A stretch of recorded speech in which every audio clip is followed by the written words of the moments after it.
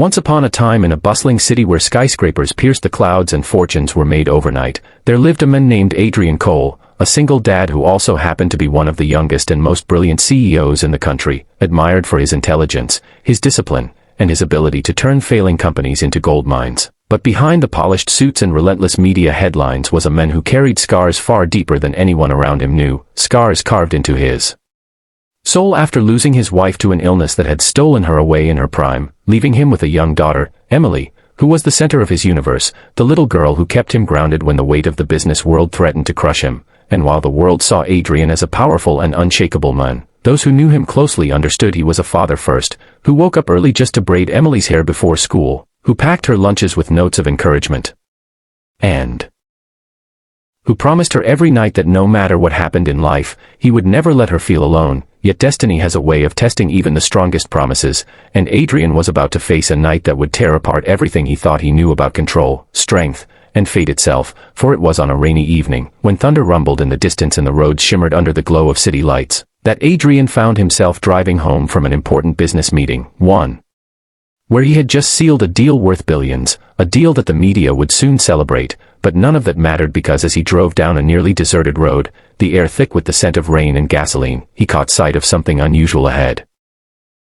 A faint flicker of orange and red, glowing unnaturally against the black sky, and as he approached, his heart began to race because he realized it wasn't a reflection, it wasn't streetlights, it was fire, raging fire licking the edges of a wrecked car crumpled against the guardrail, smoke curling upward as if the night itself was being torn open. An instinct stronger than logic gripped Adrian's chest, forcing him to slam the brakes and leap from his car, rain soaking his tailored suit as he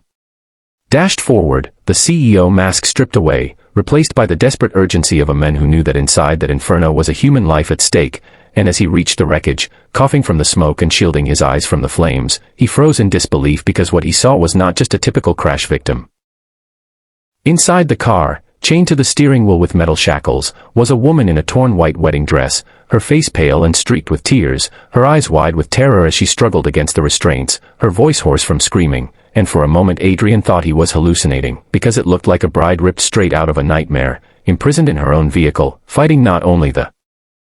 flames but the cruel chains that bound her, and in that split second, the businessman in him was gone, the father in him screamed, and the human in him surged forward with a determination sharper than any boardroom decision, shouting through the glass that he was there to help, that she wasn't alone, that she had to hold on, though deep down he feared he might already be too late, because the fire was spreading fast, devouring the dashboard, crawling closer to the gasoline tank that hissed ominously, threatening to explode, and as he yanked at the handle, cursing as it wouldn't budge, Adrian knew he couldn't waste time, so he picked up a rock from the roadside and smashed the window with raw force, ignoring the shards that cut his arm as he reached inside, trying to undo the chains that were wrapped cruelly around her wrists, her chest, her waist, holding her like a prisoner in a coffin of flames, and as she gasped for air, whispering in a trembling voice that she didn't want to die. Adrian felt something ignite within him.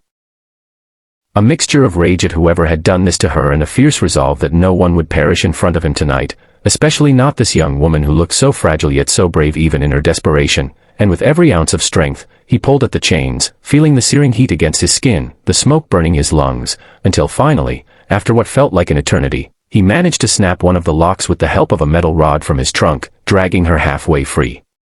As the car groaned and the fire roared, but she was still trapped, her ankle shackled to the base of the seat, and time was running out, the flames crackling louder, the rain hissing as it hit the blaze, and Adrian, coughing violently, felt his body weaken yet refused to give up, because he thought of Emily, of how she would want her father to be the kind of man who saved lives, who never abandoned someone in need, and so he screamed at the woman to hold on as he tugged with primal fury, his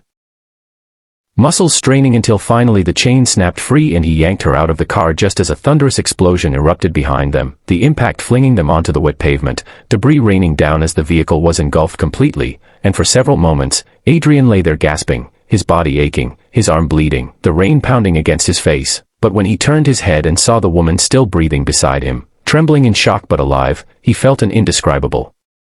relief wash over him, though it was quickly replaced by confusion, because as she coughed and whispered thank you with trembling lips, Adrian noticed something chilling. Etched into the metal of the broken chains were initials, carved deliberately, as if to send a message, and when he asked who had done this to her, the bride's eyes filled with horror as she whispered a single name, a name Adrian recognized instantly, a name tied to his darkest corporate rival. The man who had threatened not just his business but his very life before, and in that terrifying moment Adrian realized this was not an accident, this was a trap, a warning, a war disguised as tragedy, and the story of how a single dad CEO saved a chained bride from a burning car was only the beginning of a nightmare that would spiral into secrets, betrayals, and battles far beyond what he could have ever imagined. A story so shocking, so filled with twists, that viewers who hear it will never look at power, family, or love the same way again. And if you are listening right now, remember that every second of this journey will grip your heart, make you cry, make you gasp, and make you believe in courage even in the darkest fire. So don't miss what happens next. Subscribe now, stay with us, because Chapter 2 will reveal truths that will blow your mind.